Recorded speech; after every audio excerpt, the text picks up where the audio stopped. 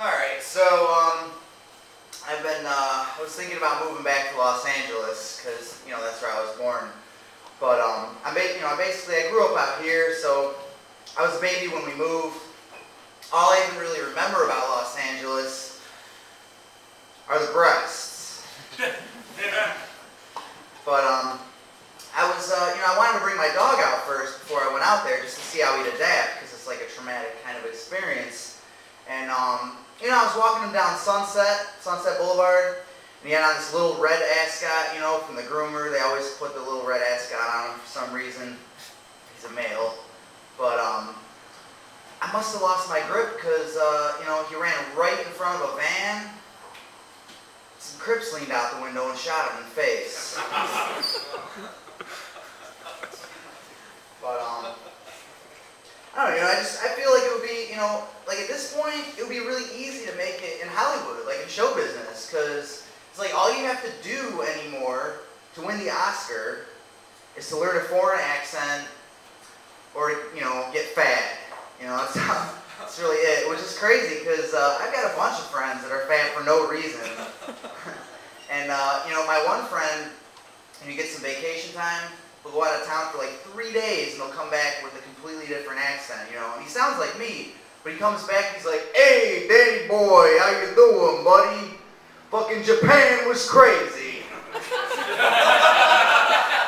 Pachinko, pachinko.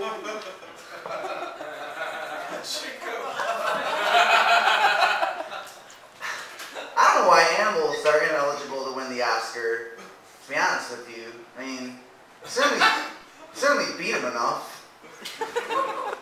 But, I saw this movie, and it was like this really heartwarming story about this gorilla who could do sign language, And I thought it was the craziest thing, because it was legitimately doing sign language, too. Like, you could tell.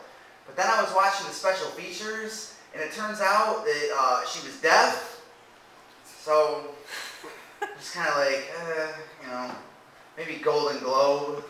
Because that's not that impressive. With the whole necessitation. Yeah.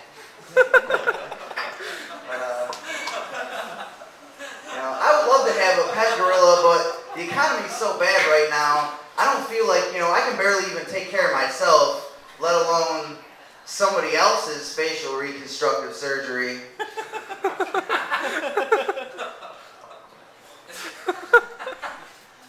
So I do little things to try to save money, like I buy a lot of those $1 banquet frozen dinners because they're supposed to be tasty and convenient, and they're not really all that good. They're actually pretty disgusting, but they're not that convenient either, because if you ever look on the instructions on one of those things, it says you have to, peel back the plastic on everything but the mashed potatoes. The mashed potatoes, you just punch a bunch of holes in that, Make sure you take out the brownie before you put it in the microwave. Then you put it in for like 3 minutes, take it out, rotate it halfway, remove the plastic from the mashed potatoes, stir those up, put it back on, put the brownie back in, put it in for 2 more minutes, then take it out, and then you have to let it cool for 5 minutes.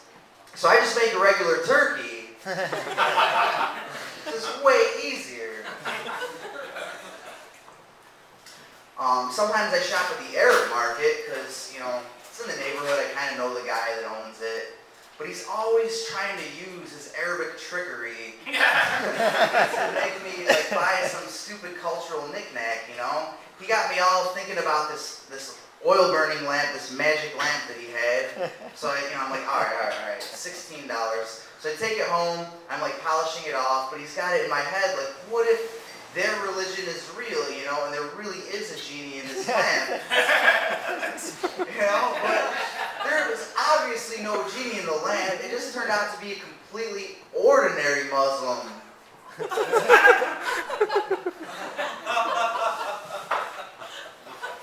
Tricked me again. So, I don't know. I'm into music too. I've got a Christian R&B group that I started. Because, you don't really see a lot of those. I just really like the way, these guys, they were in it before me. They took, wholesome, down-home Christian values and sort of merged it with ultimate hyper-eroticism. And, It's not the easiest thing to describe. We're called Crown of Thongs, but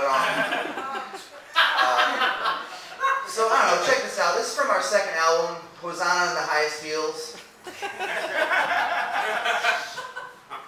Girl, you look so good, so let me take you to my room and we can wait for marriage all night long.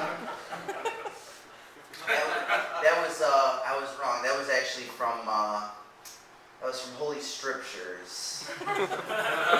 Sorry about that.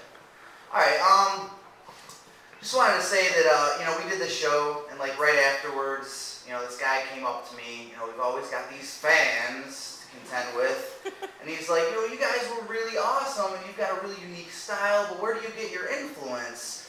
But he didn't say musical influence, and I'm kind of a diva, so I'm like, Michelangelo, sculptor, who do you think? Obviously.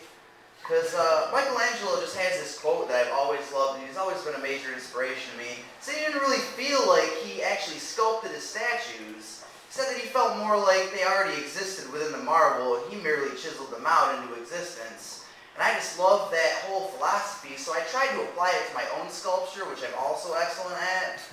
And, but the guy I was buying these marble blocks from was ripping me off. He kept selling me these blocks with shitty sculptures inside.